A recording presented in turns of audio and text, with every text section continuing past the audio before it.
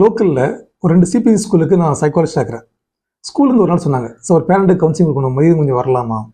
அவங்க எனி டைமும் குழந்தை பற்றியே பேசுகிறாங்க, குழந்தை பிரிய மாட்டேங்கிறாங்க, கால் பண்ணி கேட்குறாங்க, இங்கே இருக்கிறாங்க, என்ன இப்போ வித்தியாசமான ஒரு அம்மாவாக இருக்கிறாங்க, கொஞ்சம் வந்து அவங்கள்ட்ட பேசுங்க சார் சொல்லியிருந்தாங்க.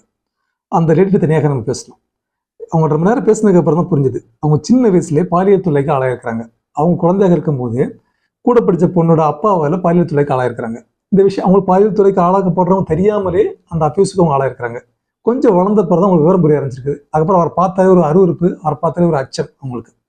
கொஞ்ச நாள் வளர்ந்து கொஞ்சம் இவங்க வளர்ந்ததுக்கு பிறகு ஒரு டீனேஜ் லேடியால், ஒரு பொண்ணால் இவங்க திரும்பி பாலியல் சென்டருக்கு ஆளாயிருக்கிறாங்க. இப்போ ஆண்கள் மட்டும்தான் தப்பு செய்வாங்கன்னு நினச்சிட்டு இருந்தவங்களுக்கு பெண்களும் இந்த தப்பு செய்கிறாங்க. இவங்களுக்கு புரியல. இதுக்கப்புறம் இவங்களுக்கு ஆணாக இருந்தாலும் சரி தான், பெண்ணாக இருந்தாலும் சரி தான், எல்லாரும் இந்த மாதிரி ஆட்கள் தான் அப்படிங்கிற ஒரு வெறுப்பு உண்டாக ஆரம்பிச்சிருச்சு. கல்யாணத்துக்கு பிறகு கணவர்கிட்ட ஷேர் பண்ணிக்கிறவே இல்லை. குழந்தை உண்டான பிறகு நினச்சிக்கிறாங்க, எனக்கு ஒரு ஆண் குழந்தை தான் பிறக்கணும், பெண் குழந்தை பிறந்தா இந்த மாதிரி ஆயிடும்னு நினச்சிட்டு அவங்க ரொம்ப கவனமாக இருந்துக்கிறாங்க. பிறந்தது பெண் குழந்தை. ரொம்ப பயம், யார்கிட்டையும் குழந்தை கொடுக்குறதே இல்லை, பொத்தி வச்சுக்கிறது. மற்றவங்க திட்டிக்கிறாங்க, உனக்கு மட்டும் அதிசயமாக குழந்தை பிறந்துக்கிறா, நீ பொத்தி வைக்கிறியே நான் திட்டிக்கிறாங்க. அவங்க எதையும் கேர் பண்ணலை. கொஞ்சம் வளர்ந்த பிறகு ஸ்கூலுக்கு விட்டுக்கிறாங்க. இப்போ ஸ்கூல்லேருந்து கம்ப்ளைண்ட். ஸ்கூல் விட்ட பிறகு குழந்தைய ஸ்கூல்லேயே வந்து உட்கார்றது, குழந்தைய பற்றி அடிக்கடி ஃபோன் பண்ணி கேட்கறது, இதே பண்ணிட்டே இருந்துக்கிறாங்க.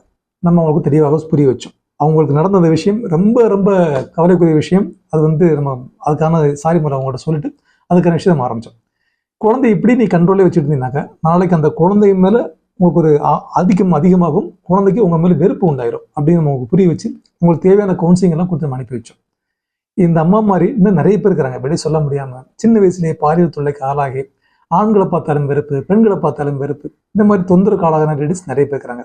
இவங்க உரிய ஒரு கவுன்சிலிங் எடுத்துக்கிட்டாங்கன்னாக்கா அவங்களால நிச்சயமாக கலந்து மீண்டு வர முடியும். இப்போ அந்த லேடிக்கு நம்ம தொடர்ச்சியாக கவுன்சிலிங் கொடுத்தோம். இப்போ அவங்க ஃப்ரீயாக விளாடுறாங்க. ஸோ இந்த மாதிரி யாராவது பாதிக்கப்பட்டதுனாக்கா ஒரு